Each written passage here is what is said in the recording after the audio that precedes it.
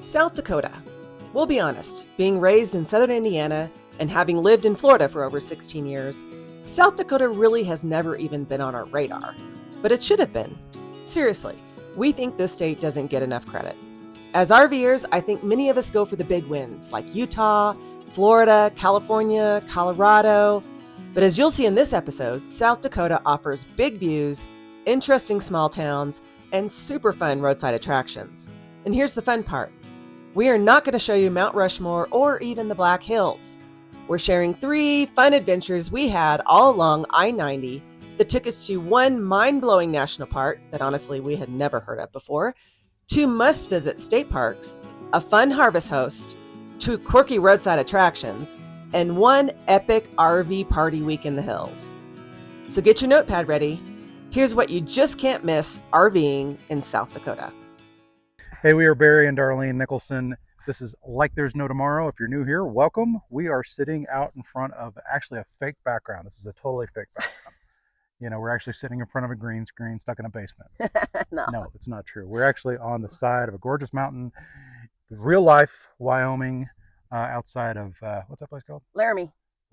Yeah, we're boondocking. We're back to boondocking. Yeah, man. Yeah. We are loving it. This is really a great spot. Yeah, we can't wait to share this with you later.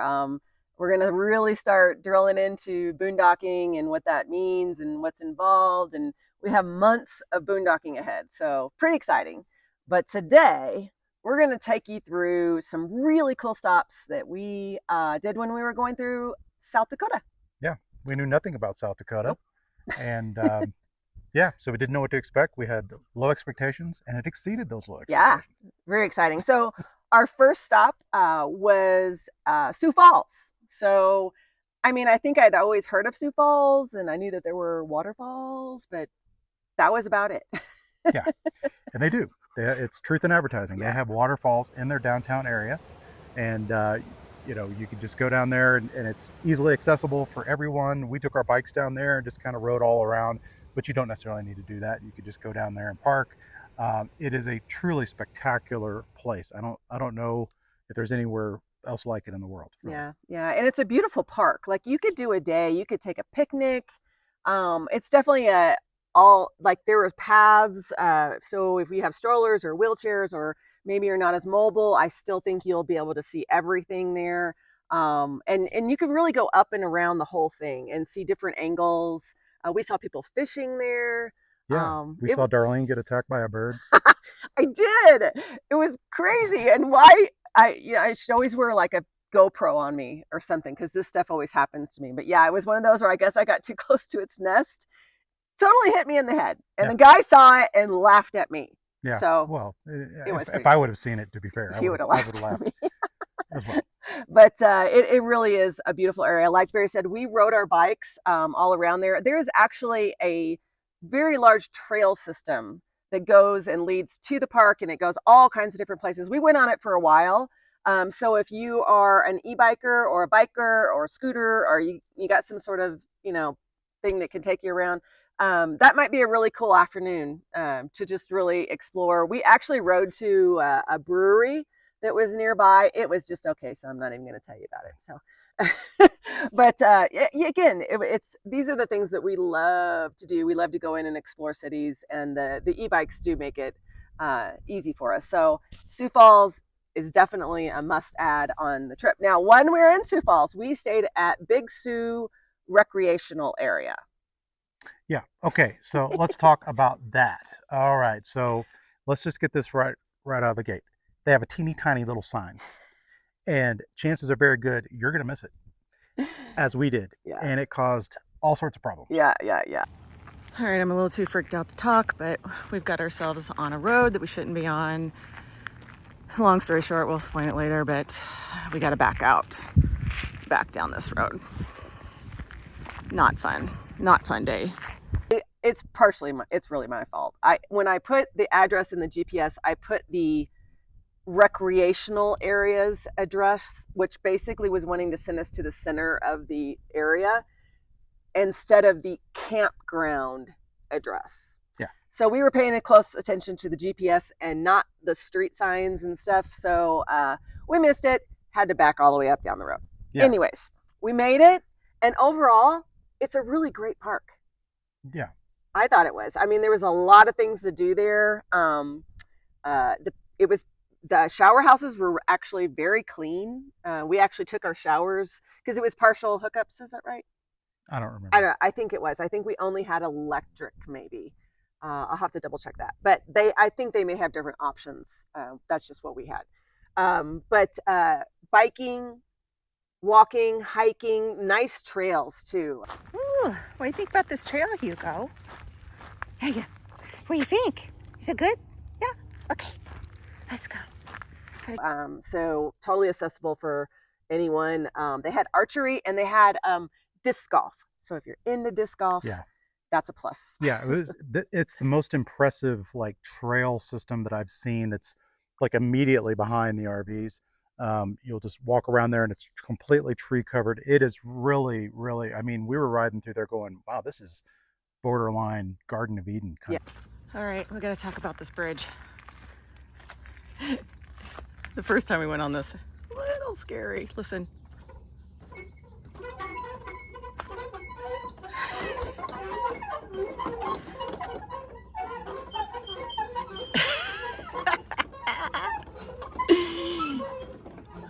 Would you go across this bridge? It was really nice. I'll call it a state park. It was a recreational area, but it felt like a state park. So that was a very cool stop. Now, a lot of people ask us, are you worried about fitting in your big rig into these county parks, state parks, recreational areas, national parks? And we don't try national parks because that's not our thing. They're usually too crowded. But we have no problem. So a lot of times I'll just look it up online. I think I spoke to this. We have a state parks video you can watch that will tell you all about how we state park. But it was easy. I just found a spot that was backed up to an opening, and then we could back our tail end out over the opening and utilize more of the space for the truck and the rig. So it's usually not a problem. I just try not to have woods behind us. And it usually works out just fine. So don't let that stop you if you have a big rig. One of the other places we visited when we were staying in the Sioux Falls area was another state park called, I believe it was Palisades State Park. And it was only like 20 minutes away in the same area. They do have a campground. I think they actually have two campgrounds. There's an older one in the back that's very tree covered and a little tight. Yeah, it's going to be very small. We looked at it and we thought, nah, our rig would not have fit here. We were not necessarily interested in staying there per se, but there, it was pretty crowded. There was a campground. It looked like they were expanding in the front. Mm-hmm. Definitely was under construction. The road still had like almost like wet tar on it and stuff. But I don't know, because there's no trees. I mean, it was out in the middle of the front. Yeah. It would be totally exposed there. But if you have a big rig and you just wanted wide open and no worries, you'd probably be fine on that. But the thing about the Palisades that I really loved was I don't know if it was a river. It was a river, right? Yeah. They had these incredible rock formations that were right on the river, and these trails that just kind of went down there right close to them. If you're feeling adventurous, like I usually am, you could get up and climb on them. I mean, it really wasn't like dangerous or anything. I mean, some of the climb, if you want to get into the rocks, you would need to have some mobility to get up some of the little rocks. Yeah. It's like a secret passage. Yeah. You say so. Let's see if I can film you and not fall down the stairs at the same time.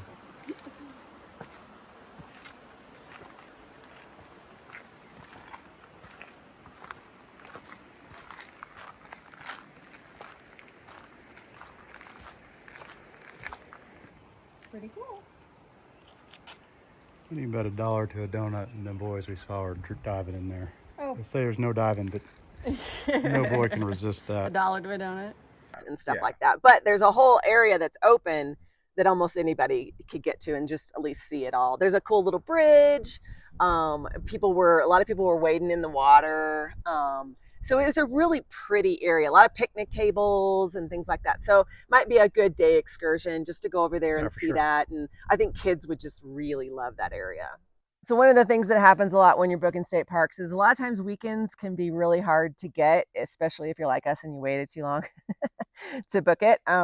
So we always talk about, we love staying places 2 weeks, but we went through a spell there where I couldn't get anything for 2 weeks at a state park. And we're trying to save money right now. So we're trying to really stick to the cheaper stays, maybe partial hookups and things like that. So we were one night short. So when we left the Big Sioux recreational area, we had a day where we didn't have anywhere to stay before we had to get to our next spot. So when that happens, a lot of people go, oh, Walmart, truck stops, rest stops. No, that's not our jam. So we are Harvest Host members. We love Harvest Host. We honestly would use it more. But we've been doing a lot of boondocking, so we just haven't needed to. But in this case, there was a very close Harvest Host that was a winery. It was, hold on, let me make sure I get it right, Wild Prairie Winery. And it was only like 15 minutes from the Sioux Falls area. It was really very close. But I love wine, so we went there.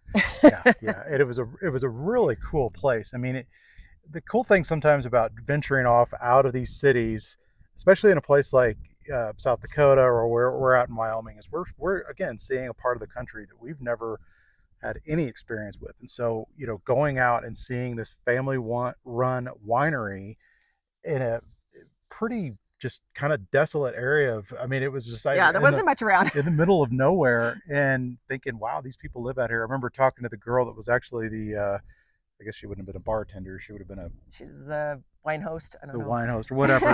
Nice young lady she was originally from Ohio. And I said, oh, wow. So you live out here now? She said, yeah, I just moved out here with a friend. And what are the winters like? I said, it gets down to about 30 below. I thought, okay, no.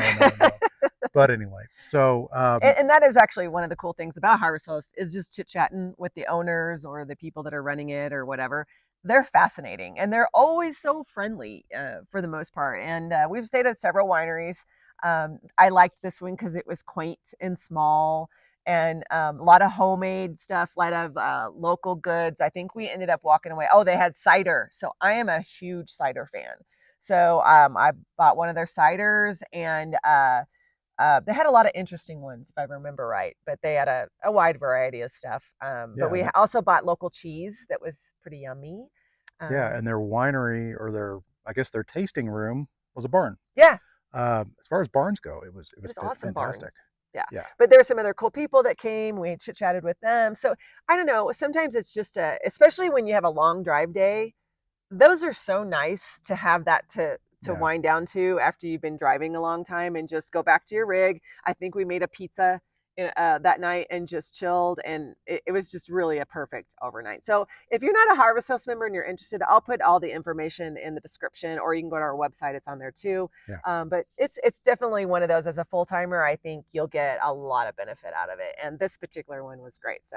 So as we left there, we went down the highway and we're heading towards the Badlands, which I can't wait to tell you about. But on the way there, right before you get to Chamberlain, there is a really cool rest stop with this amazing statue. I really liked it. It was a nice little quick stop. It was really easy to get in and out in the parking lot and stuff like that. But I believe it's called the Dignity of the Eastern Sky, I believe. I'm going to let the footage talk for itself, but it is just really, really stunning. Be sure to read all the plaques and get the story and all that, but it is definitely worth the stop to see. I think the whole family would really enjoy that. So let's talk about one of our favorite stops so far, and that is Badlands National Park. I had a completely different mental image of what Badlands is. Hold on. There's a motorcycle going by, I think. Yeah, he's going by at a good clip. That's part of boondocking that you kind of get used to after a while. When you boondock with a big rig, you can only go so far off the road. We're only about like 50 feet off the road. Yeah. It's a great spot, but there's a road. And if I had a motorcycle that looked like that, I would ride down this road too. Yeah. Anyways, the Badlands. Okay. So let's talk about where we stayed. We stayed at the Badlands Hotel and Campground, which is in Interior, which is this tiny little city. You have to go through the north entrance, or I'm sorry, the northeast entrance to get to it. Listen, we only paid for it because everybody stays at the wall, right? That's the iconic boondocking spot that you stay on the edge of the wall. It's massive views. It was too dang hot, y'all. We were not going to do it. Yeah, it was really hot. And so we definitely wanted to stay at an RV park. That little park was fine. You know, it was very transient. That's the thing that we definitely noticed in a lot of these national park types of areas, that people kind of, they come for a night, maybe two, and then they're gone. And we stay for a week, and we're the kind of the odd ones out. You know, it was very hot when we were there. So definitely like to have full hookups. They did have a pool that stayed very busy. And it was cold. It was nice. It was really nice. It did feel really good because it was so hot outside. And they've got a nice little like convenience store thing up at the front. Again, the thing about that part of the country, there's nothing around. I mean, Interior is, it's a little tiny little we bird. found one little bar that served like bar food, and it was very average. Small town kind of thing. So make sure, if you're going to stay there, or if you're staying in any of the campgrounds in that area or boondocking, bring everything with you. Because you don't have much. You don't have access to much. Okay, at the time that we were there were lots of flies. I did take a bike ride quickly around the back. They had like this little grass trail thing, and I think the flies followed me and just like munched on me the entire time I was riding. Yeah, we were covered in fly bites. That was the only drag. So we did not spend hardly any time outside of our rig, just hanging out or anything. Now, I doubt it's like that year round, but when we were there, that was definitely a thing. So when we were there, we didn't do any long hikes. It was just too hot.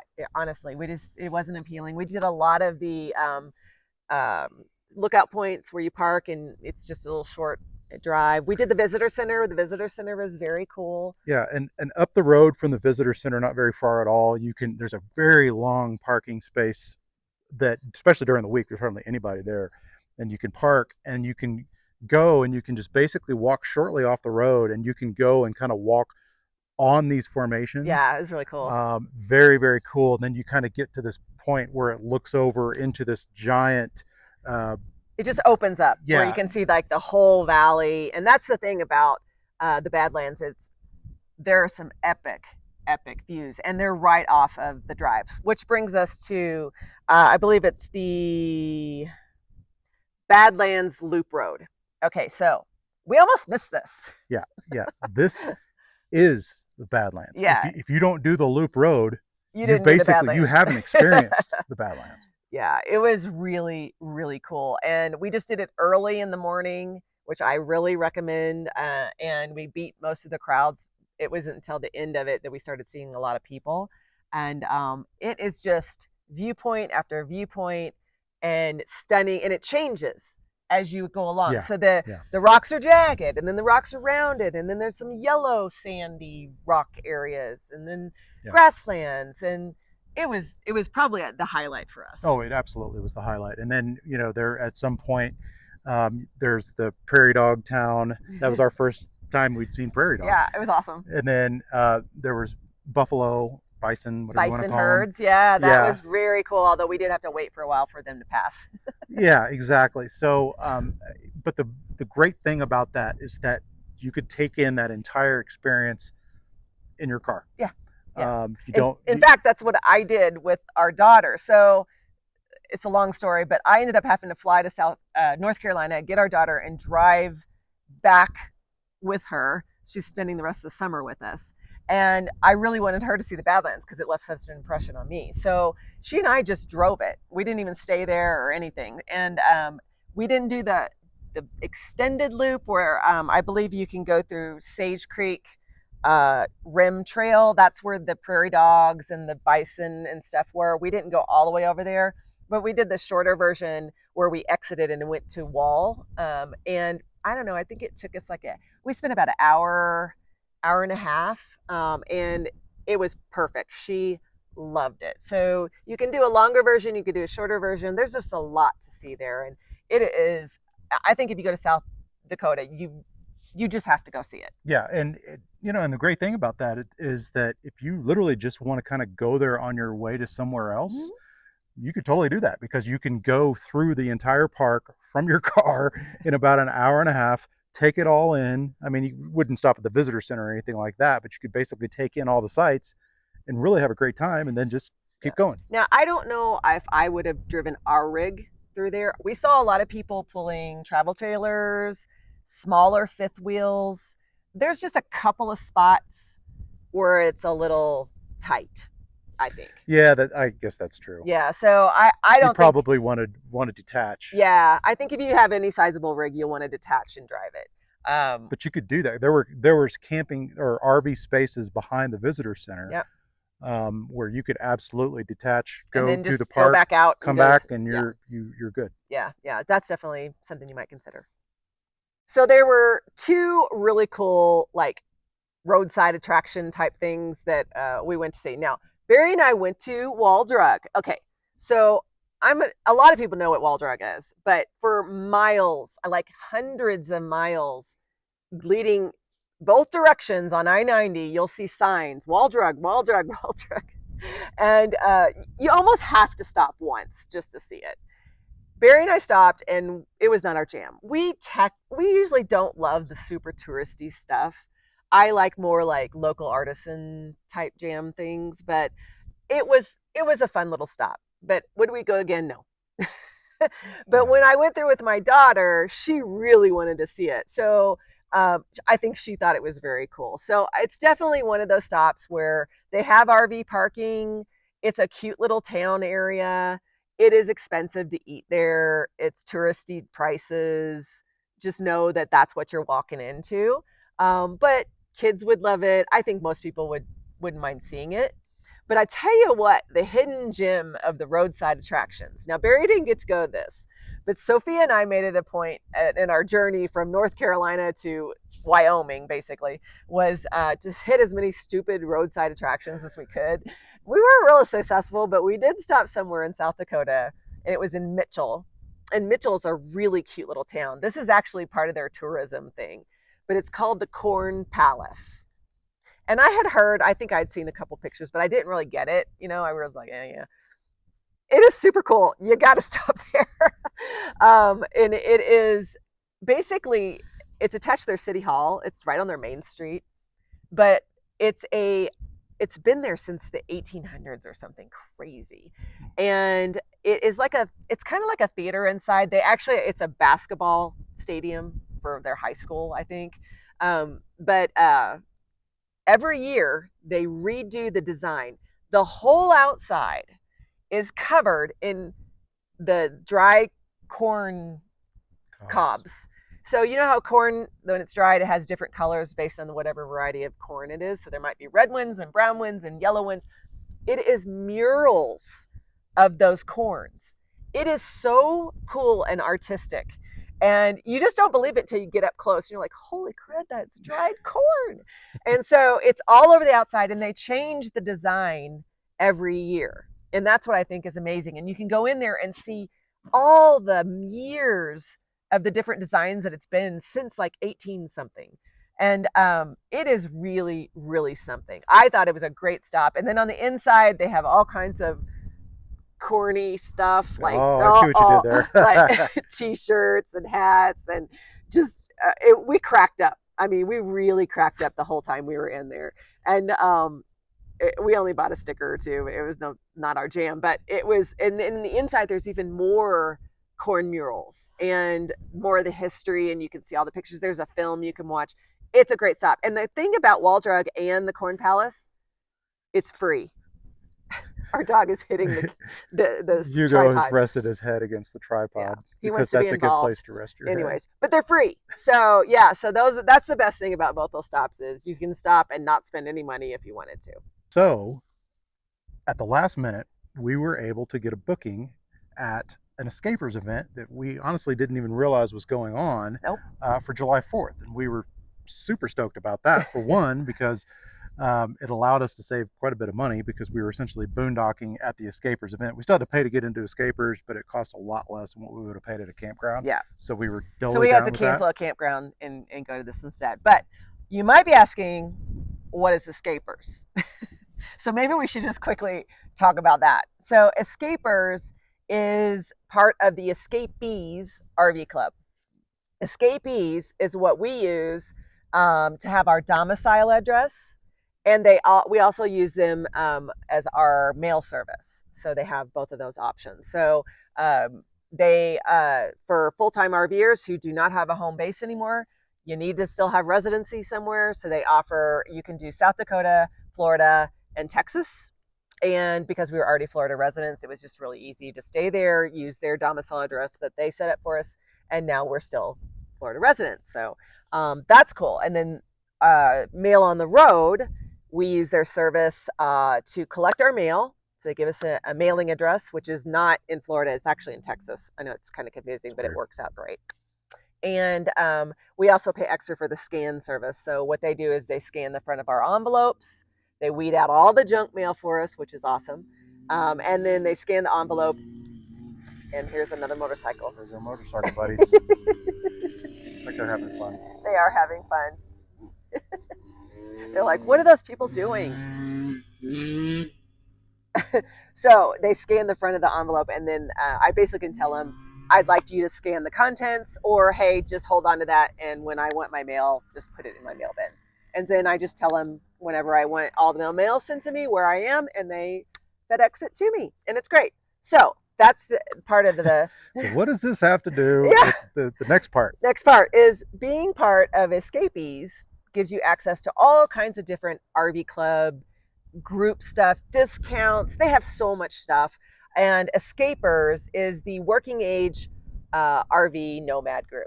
And so when we gather with them, they'll have events throughout the year in different locations. Some are big, some are small.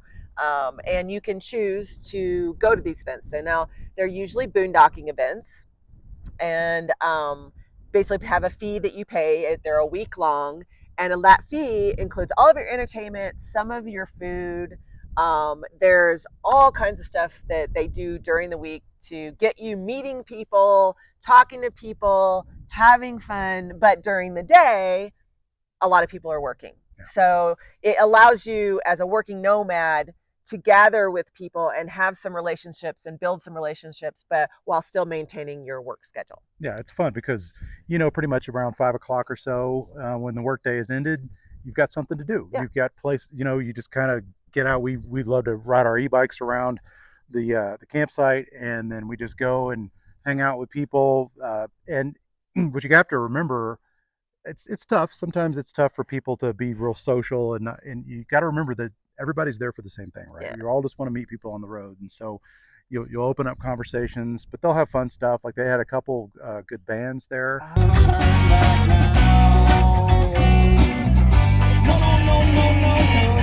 Yeah, we had a lot of fun watching them. The band was great. Yeah, we really enjoyed the band this time, and they usually have a band at all of them that we go to.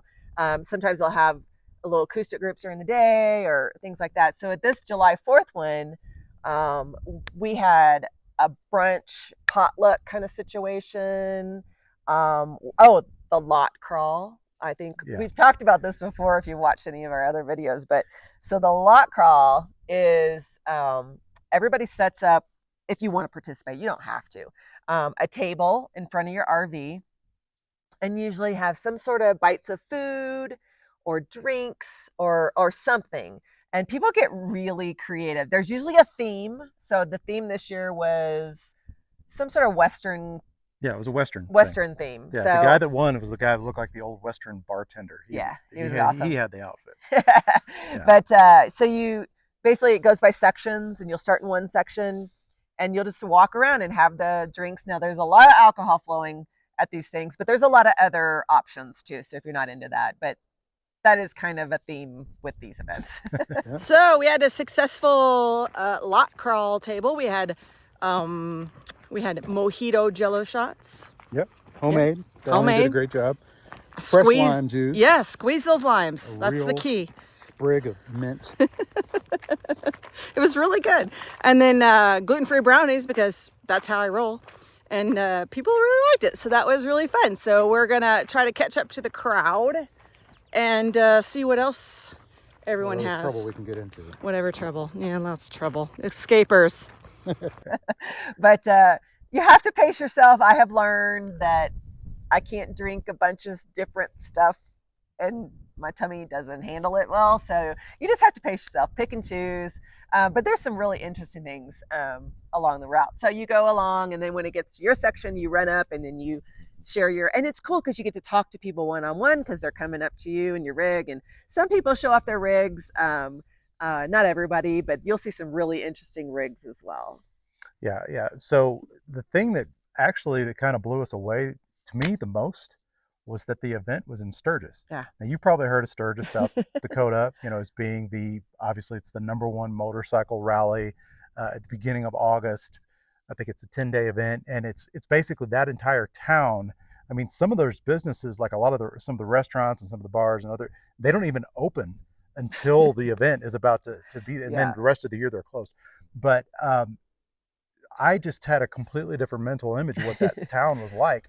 It is so beautiful there. It's really beautiful. The whole area is stunning, and the town is super cute. I mean, it has some little flavor to it, so you're going to see some creative T-shirts and that kind of thing. Just think Sturgis, you'll get it. But we like that area. I thought it was just really, and especially where our event was a Sturgis View campground. It was way up on top of a hill, and it overlooked everything, and it had gorgeous views. We have some videos we'll show you too. Yeah, it was on top of a mountain, and I mean, Hugo loved it. We would go out, and because we could just walk up the hill just a little bit, and there were these huge clearings that I think that they just have the motorcycles come there and they stay and they tent camp, but it was completely empty. And he would just run around and we just both loved it. It was just very, very peaceful, and the view was amazing. Yeah. So if don't let Sturgis scare you away. If you always heard about the motorcycle stuff and how all the debauchery and that's craziness. Literally for 10 days of the year. It's really beautiful. Other times when that's not going on. There's still a lot of motorcycles that still go through there other times of the year. It's beautiful rides all around there. So if you're into that, but don't let the history and the reputation of Sturgis keep you from going there, because it really is a beautiful place. So we hope you found some gems that you want to visit in South Dakota. These aren't always the ones people talk about. I think Rushmore is like the big one, but we wanted to kind of present you with some alternatives to that. So yeah, if you have areas that you visited in South Dakota that you think is a hidden gem, please leave comments down below for the benefit of us and anybody else who's watching this video. And we do want to thank you for watching our videos, and we will see you next week. Bye-bye. Bye.